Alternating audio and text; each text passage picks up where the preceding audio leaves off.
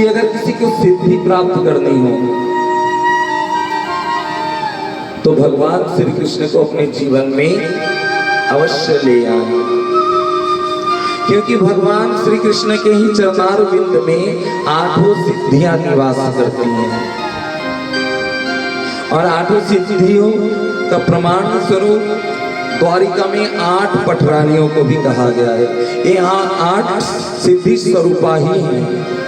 अनिमा लघिमा इशिता प्राकामा कामावशायिता इत्यादि।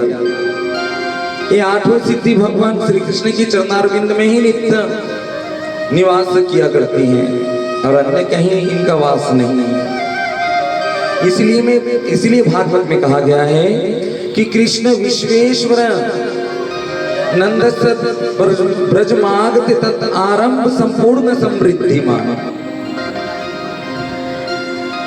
जब भगवान ब्रज में पहुंचे, गोकुल में पहुंचे, उसी समय 8 सिद्धियां वहां प्रकट हो गई,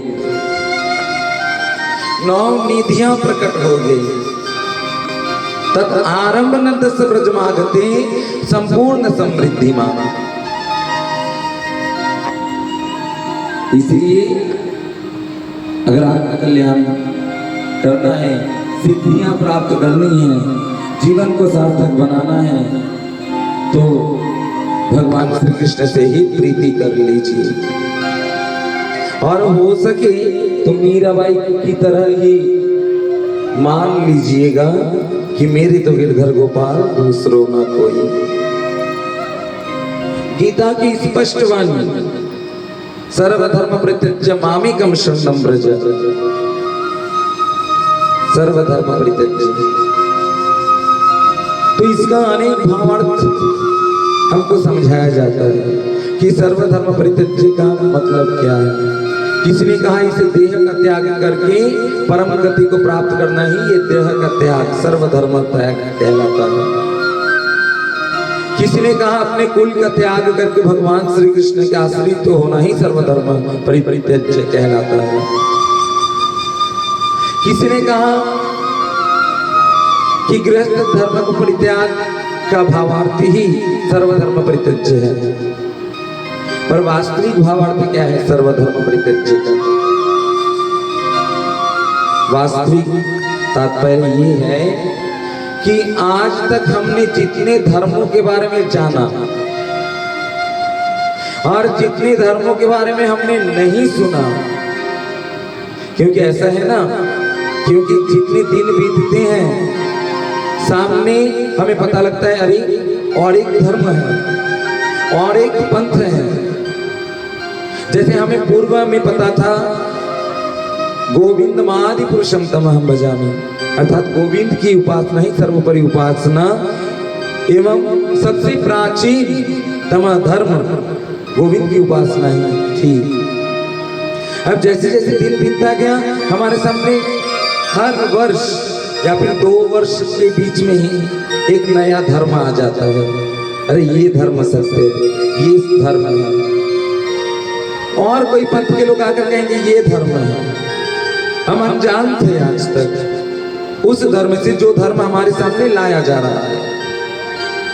तो ये सब जो भविष्य में प्रकट होने वाले धर्म है, और जो आज धर्म, जितने सारे धर्म को हम जानते हैं और जो पिछले भूतकाल में जितने सारे धर्म थे, कहा जाता है जितने सारे धर्म को हम जानते हैं, जितने सारे धर्म का हम आचरण कर रहे हैं और जितने सारे धर्म आगे जाकर हमारे सामने प्रकट होने वाले हैं, इन सभी धर्मों का परित्याग ही सर्वधर्म परित्यज्य कहलाया है। सर्वधर्म परित्यज्य मामेकं शरणं व्रज। इस तीनों काल में जितने भी धर्म आपने जाना और जितने धर्म से आप अनजान हैं, सामने आने वाले हैं, आपको पता नहीं है, उन सारे धर्मों का परित्याग करके मेरे ही आश्रय रहना। हम क्या कहते हैं, कोई नया धर्म आ जाए हमारे सामने तो हम उसकी ओर झुक पड़ते हैं। कोई सा भी पंथ आ जाए तो हम उसकी ओर अग्रसर हो जाते हैं। ना उसके बारे में हम जानते हैं, ना हमारे वेदों में लिखा है, ना शास्त्रों में लिखा है, ना पुराणों में लिखा है। हर वर्ष कोई ना कोई नया पंथ सामने आता है। तो भविष्य में जो नया पंथ हमारे सामने भी आने वाले हैं, हमारे बच्चों के सामने भी आने वाले हैं, तो कहा गया है भविष्य में आने वाले वो सारे धर्मों का परित्याग करें जिससे आप अनजान हैं, और जितने धर्म का आपने आचरण अभी कर रखा है और जितने पूर्व में किया आपने, उन सारे धर्मों का परित्याग ही सर्वधर्म परित्यज्य कहलाया। और एकमात्र गोविंद का आश्रय लेना ही, मेरे तो गिरधर गोपाल दूसरो न कोई, जाके सिर और मुकुट मेरो पति सोई। ये वास्तविक धर्म है। समझदार तो शास्त्र की भाषा को समझ जाते हैं, पर हम कुछ लोग समझ नहीं पाते। जैसे भी हो, विश्व का सबसे प्राचीन धर्म गोविंद की उपासना ही थी, अभी है और भविष्य में भी गोविंद की उपासना ही रहेगी। इसका प्रमाण भागवत में मार्कंडेय चरित्र में भी दिया गया है। मार्कंडेय ऋषि को समझाया गया था, समस्त जगत प्रलय में डूब चुका, मार्कंडेय ऋषि दर्शन कर रहे हैं। न कीट, न पतंग, न कोई जीव, न कोई जंतु, न भूमि, न वृक्ष, कुछ भी नहीं।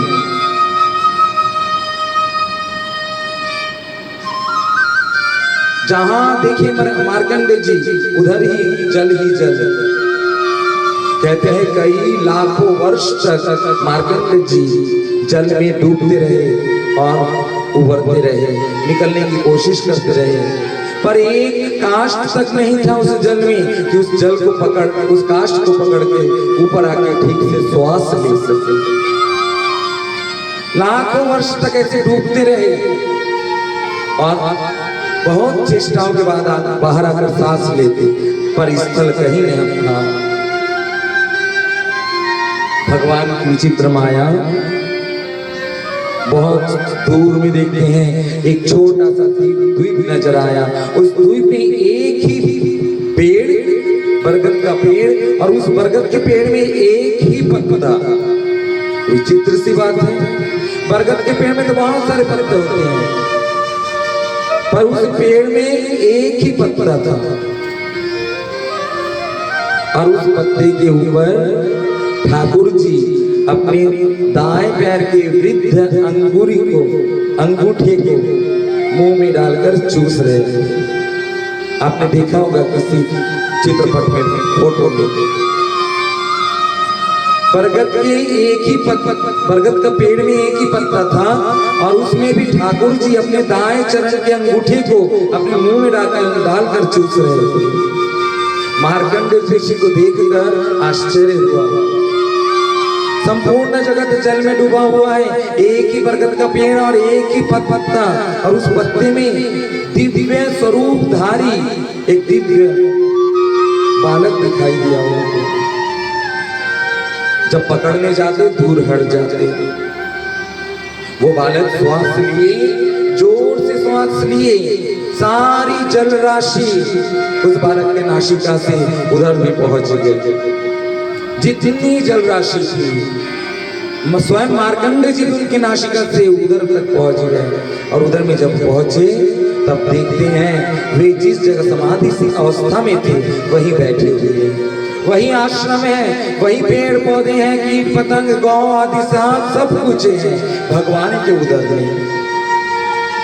मार्कंडेय जी तब जाने कि इस जगत में अनंत कोटि ब्रह्मांड में सिर्फ एक ही पेड़ है, एक ही पेड़ में एक ही पत्ता है, और उस एक ही पत्ते में एक ही सर्वेश्वर भगवान है। ये वह विशुद्ध भक्ति है जिस विशुद्ध भक्ति को मीराबाई प्राप्त हुई थी, जिस विशुद्ध भक्ति को ताज बीबी ने पाया, काहू को भरोसा जगन्नाथ के भात को, काहू को भरोसा हरिद्वार जाए पाए धरे, काहू को भरोसा गंगा जाए स्नान करे, काहू को भरोसा प्रयाग जाए दान करे, काहू को भरोसा जगन्नाथ के भात को, मोकू तो एक ही भरोसा नंद जू के तात को। ये वो भक्ति की पराकाष्ठा है जिसे सबको नसीब नहीं होता। हम भटकते रहते हैं उस भक्ति के अभाव से।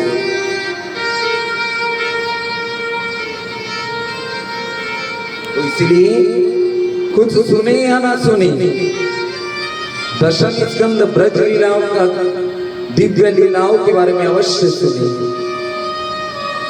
ब्रजेश्वर और ब्रजेश्वरी राधा रानी के दिव्य चरित्र को, दिव्याति दिव्य चरित्र को अवश्य सुने। यही जीवन की सार्थकता है, ब्रज में ही जीवन की सार्थकता है। तो आइए हम ब्रज लीला का श्रवण करें। पिछले दिन हमने कृष्ण जन्म उत्सव मनाया। कृष्ण विश्वेश्वर अनंत नंद ब्रजमागते संपूर्ण ततारंभ नंद ब्रजमागते संपूर्ण समृद्धिमान। आज सारे गोकुलवासी आनंदित हैं, खुश हैं। नंद जी का छोरा को देखकर, नंद जी के पुत्र को देखकर सब मोहित हैं, सब देखने आ रहे हैं, दर्शन करने आ रहे हैं। अरे नंद को लाला भयो है, नंद को लाला भयो है।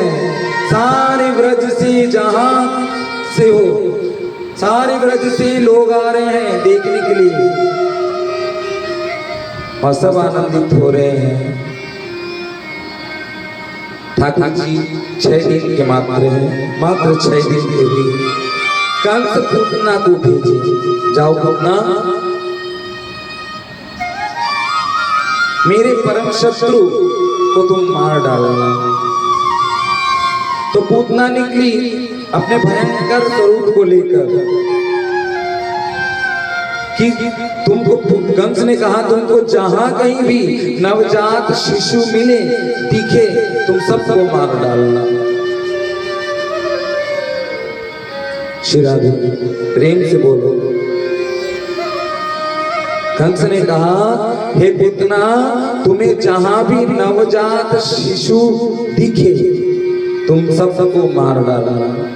और पूतना उसी उद्देश्य से ब्रज में, अहीरों की बस्ती में, गोकुल में सारी जगह घूमने लगी। कहीं नवजात शिशु दिख जाए, बच्चा दिख जाए और मैं मार डालूं।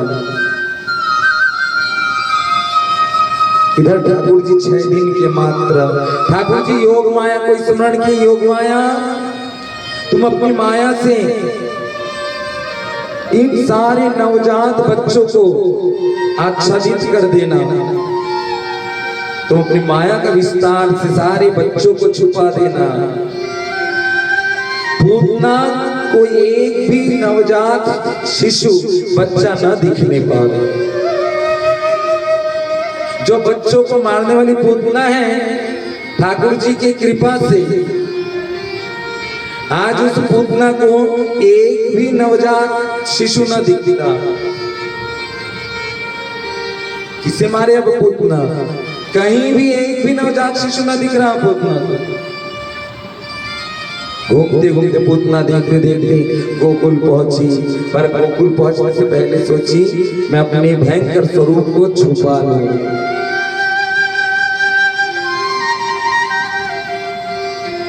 तो अपने भयंकर स्वरूप को छुपा ली और एक परम सुंदरी का वेश धारण किया। दिखने में बहुत सुंदर हो गई अब पूतना, माया जानती थी। तो अपने भयंकर स्वरूप को छुपाकर सुंदरी की, परम सुंदरी के रूप में प्रकट होकर गोकुल में प्रवेश की। जब गोकुल में प्रवेश की, नंद भवन में पहुंची, यशोदा मैया देखकर भी कुछ न पूछी कि बहन तुम कहां से आई हो। इतनी सुंदर सज धज कर बन गई पूतना कि यशोदा मैया भी मोहित हो गई, पूछना भूल गई कि बहन तुम कहां से आई हो, कौन गांव से आई हो, किस लिए आई हो। यशोदा मैया सोची कि मेरे लाला को देखने के लिए बहुत दूर से लोग आ रहे हैं, कोई होगी मेरे लाला को देखने के लिए आई होगी। कुछ भी नहीं पूछी। यशोदा वहीं अपने गायरों में व्यस्त हो गई। पूतना धीरे धीरे ठाकुर जी के पालने के पास पहुंची। ठाकुर जी के पालने के पास जब पहुंची पूतना, ठाकुर जी अपने नेत्र बंद कर लिए।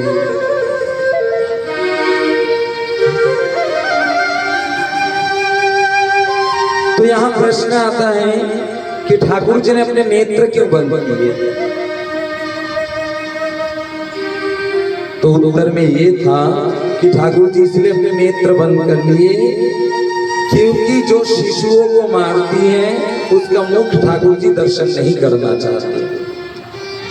जो बच्चों का वध करते हैं उनका मुख ठाकुर जी दर्शन नहीं करना चाहते, नहीं देखना चाहते। ये भावार्थ था। ठाकुर जी नेत्र बंद कर लिए। पूतना आई, निकट आई, ठाकुर जी को पालना से उठाई और पालना से उठाकर अपना दूध पिलाने लगी। ठाकुर जी भी दूध पीने लगे। और ठाकुर जी की कृपा देखिए, जिसको ठाकुर जी स्पर्श कर ले, जिसके जीवन में आ जाए ठाकुर जी, उसका कल्याण कर कर ही छोड़ते हैं। ठाकुर जी दूध के साथ पूतना का प्राण भी पान करने लगे। और जब प्राण पान करने लगे, पूतना को भयंकर पीड़ा होने लगी। पूतना छटपटाने लगी, चिल्लाने लगी।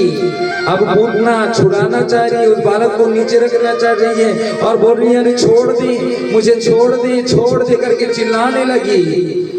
अपने उस सुंदरी रूप का परित्याग कर अपने असल स्वरूप में आ गई, वास्तविक स्वरूप में आ गई। बड़ी भयंकर दिखने वाली पूतना, 6 कोष का उसका देह नंद भवन के आंगन से निकलकर महाशून्य में जा उठी और चिल्लाने लगे अरे छोड़ दे मुझे, छोड़ दे। और ठाकुर जी कहाँ छोड़ने वाले? चाहे दर्द हो, चाहे संकट हो, चाहे छटपटाए, कुछ भी करे, एक बार ठाकुर जी के हाथ कोई लग गया ना तो उसका कल्याण कर कर ही छोड़ते हैं ठाकुर जी। चाहे प्रेम से हो, चाहे दंड के रूप में हो। ठाकुर जी 2 प्रकार से कल्याण करते हैं। एक तो प्रेम से ठाकुर जी कल्याण करते हैं और जो दंडनीय है उनको दंड के माध्यम से दंड प्रदान करके उनको परम गति प्रदान करते हैं। तो पूतना दुष्ट थी, पूतना को भी परम गति प्रदान करने वाले हैं ठाकुर जी, लेकिन इस तरह से प्रेम से नहीं, ठाकुर जी दंड विधान से पूतना को परम गति प्रदान कर रहे हैं। तो हम जितनी सारी भी भक्त कथा सुन रहे हैं, हमारे कर्म अगर दूषित रहे तो कथा तो सुन रहे हैं, प्रीति तो है ठाकुर जी से, मुक्ति तो होगी, ये परम सत्य है। पर हमारे लिए दंड विधान दिया गया है। दंड विधान से मुक्ति होगी, पर दंड विधान तो कोई नहीं चाहते हैं क्या? ठाकुर जी हमें दंड देकर मुक्ति प्रदान करें, हम कोई न चाहेंगे। हम चाहते हैं ठाकुर जी हमें प्रेम से मुक्ति प्रदान करें, उनका कृपा पात्र हम बने। तो कृपा पात्र बनने के लिए हमारे आचरण भी अच्छे होने चाहिए। हमेशा याद रखिएगा, जो भी कृष्ण का नाम जपते हैं, ठाकुर जी के निकट जाते हैं, राधा रानी का नाम जपते हैं, अगर उनके कर्म खराब हुए तो ठाकुर जी उनको मुक्ति तो प्रदान करेंगे, लेकिन दंड विधान से। ये याद रखिएगा हमेशा, और अपने कर्मों को बीच बीच में याद किया कीजिएगा कि वास्तविक हम क्या कर्म कर रहे हैं। नित्य शाम को जीवन खाता, खोलो करो विचार, शावक यह तेरा आचार। प्रतिदिन शाम को थोड़ा सा विचार कर लीजिए अपने जीवन का कि सुबह से उठकर मैंने कितने लोगों को सताया, कितने लोगों की सहायता मैंने की, कितने लोगों को मैंने दुख पहुंचाया, कितने लोगों को मैंने हंसाया, कितने लोगों को मैंने रुलाया। हर दिन शाम को थोड़ा सा विचार कर लेंगे तो जीवन सुधर जाएगा। हमारे में विचार शक्ति का भाव हो गया है, इसलिए जीवन सुधर नहीं रहा। नित्य शाम को जीवन खाता खोलो, करो विचार। क्या शुभ कार्य किए तुमने, कितने पूर्ण हुए वो तेरे। देख तौल कर पुण्य पाप को, किधर है कितना भाग, श्रावक यह तेरा आचार। तौल कर देखिएगा प्रतिदिन शाम को कि हमने दिन भर में कितना पाप किया, कितना पुण्य किया। अगर पाप का पलना ज्यादा रहा ना तो ठाकुर जी मुक्ति तो देंगे, लेकिन दंड विधान से। उस दंड विधान में आत्मा तक कांप जाती है। तो हमारे साथ ऐसा ना हो जैसे पूतना के साथ हो रहा। ठाकुर जी मुक्ति प्रदान कर रहे हैं, लेकिन पूतना को बड़ी पीड़ा हो रही है, कष्ट हो रहा है, छटपटा रही है, तड़प रही है, बचना चाह रही है, छोड़ दे करके चिल्ला रही है। अब ठाकुर जी कहाँ छोड़ने वाले, पूतना तुम दुष्ट हो, बालकों को मारती हो, तुम्हारे कारण न जाने कितने बच्चे मर गए, तो तुम्हें तो मारना ही है। तुम्हें तो मैंने स्पर्श किया तो परम गति का प्रदान अवश्य करूंगा, लेकिन तुम्हारे लिए तो मैंने दंड विधान रखा है, तो तड़पना तो तुमको पड़ेगा ही, छटपटाना तो तुमको पड़ेगा ही। तड़पते छटपटाते वेदना से कराते पूतना गोकुल से बाहर गोष्ठ में जाकर 6 कोष भूमि लेकर वृक्षों को तोड़ते हुए पूतना का देह भूमि पर गिरा। भयंकर शब्द हुआ, मानो कोई पर्वत गिरा हो भूमि पर। सारे गोकुलवासी भयंकर शब्द सुनकर दौड़ कर बाहर आए। यशोदा मैया भी अपने घर से बाहर आई और पालने में देखती है लाला नहीं है। यशोदा मैया तो लाला लाला करके चिल्लाने लगी और सारे गोकुलवासी जिधर वहां 6 कोष का देह गिरा, सारे उधर दौड़ चले। जाकर देखते हैं कि भयंकर 6 कोष का भयंकर दिखने वाला एक देह पड़ा हुआ है, और उस देह के वक्ष के ऊपर 6 दिन के ठाकुर जी हमारे खेल रहे हैं, दुग्ध पान कर रहे हैं। सबको बड़ा आश्चर्य हुआ, इतनी बड़ी भयंकर दिखने वाली राक्षसी के वक्ष स्थल पे हमारे लाला। यशोदा मैया दौड़ कर गई, सखियां दौड़ कर गई और उस पूतना की वक्ष स्थल से ठाकुर जी को ले ली और अपने साथ लेकर स्नान कराकर गौ पुच्छ से लाला को झाड़कर मैया फिर दूध पान कराकर फिर पालने में सुला दे। प्रेम से बोलो। कभी अगर नवजात बच्चा डर जाए, किसी चीज का भय हो जाए उसे, तो गौ पुच्छ से जरूर झड़ा ले।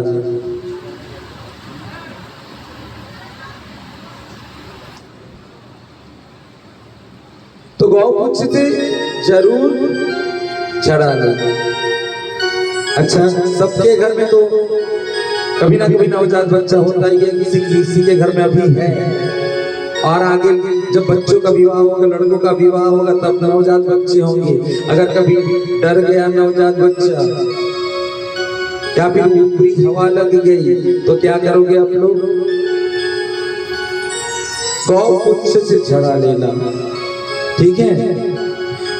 गौ पुच्छ का प्रेम से धीरे से हाथ फेरना। एक बाल अगर निकल आता हो तो उस बाल को दाएं हाथ में बच्चे के बांध देना। ये करना तो बच्चों को ऊपरी हवा नहीं लगेगी, बच्चों का जीवन सुखद हो, ऊपरी हवाओं से बच जाएंगे, खराब दृष्टि से बच जाएंगे, करेंगे ना, याद रखेंगे। लेकिन गौ मिलेगा कहाँ? है क्या सबके घर? श्री राधे है क्या? नहीं नहीं, तो फिर क्या करेंगे आप? इसलिए बार बार कहा गया गौ पालिए, गौ माता की सेवा कीजिए। प्रत्येक आंगन में, हर एक आंगन में गौ माता रहनी चाहिए। ये सनातन धर्म है। गौ माता के दर्शन से, उनके स्पर्श से ग्रह दशाएं कट जाती हैं।